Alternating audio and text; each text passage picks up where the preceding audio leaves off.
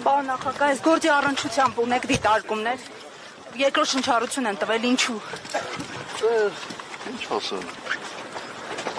Դժվարանում ասել։ Իսկ համար ինչ տարբերություն, մեկն է, երկուսն է, թե չորսն է, չորսն էլ կա, էլի։ Պարոն նախագահ, հիմա որ Դավիթ Համբարձումյանին արդեն ձերբակալեցին, կալանավորեցին, ինչ է լինելու Նիկոլ Փաշինյանի իմպիչմենտի գործընթացը։ Հնարավոր է, որ տապակի կամ նոր թեկնածու առաջադրեք ձեր պլանների մասին։ Ոչ, որովհետև դեռևս Դավիթ Համբարձումյանի մասով դատավարությունը օրինական ուժի մեջ չի մտել, բնականաբար փաստաբանները ողջարկելու են եւ այդ ընթացքում նա բոլոր իրավունքները պաշտպանում են, այնպես որ Դավիթ Համբարձումյանը մնալու է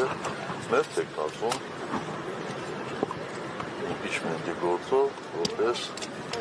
վարչապետի թեկնածու։ Պարոն Սարգսյան, դուք կարծում եք, որ Դավիթ Համբարձումյանին այդ գործընթացի պատճառով կալանավորեցին քաղաքական պատճառներով։ Ոչ միայն այդ գործընթացի, երկիր որոշման պատճառով։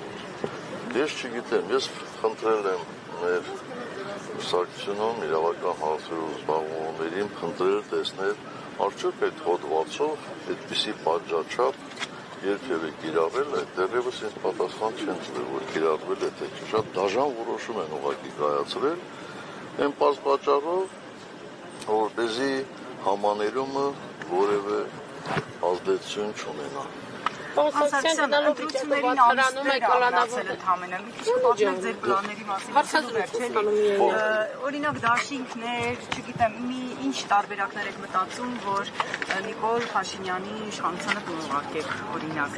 ինչ ռեալ գործընթացներ կան, օրինակ, ինչ պլաններ կան։ Մենք այլ պլան չունենք, քան իմպիչմենտի գործընթացը առաջ տանելը։ Եթե ուրիշներ այլ պլաններ ունեն,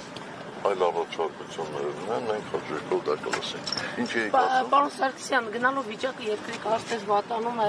եկեղեցու դեմ արշավել, կալանավորներ, քաղաքական հետապնդումներ, այսպես քրեականի տակ։ Այս ամենում դուք ձեզ երբ որ մնում եք մենակ, մեղավորության զգացում ունենում եք։ Եթե նույնիսկ այս փոքր խմբում մեկը կա, որ ինքը կասի երբեք ինքը մեղավոր չի եղել։ Հետո ասոցվի իրադարձությունների շատ լավ։ Այս գործով արդարացած դատավորի նկատմամբ կարգապահական վարույթ հարուցվեց եւ նա հեռացվեց դատական համակարգից։ Մտավախություն չունեք, որ եթե ձեզ մյուս դատավորներն էլ արդարացնեն նույն ճակատագրին կառնան։ Բայց ինչ կարող եմ այդպես անել։ Դատավորները իրենք են որոշում արդարադատություն ապահովել, թե անձնական անվտանգություն։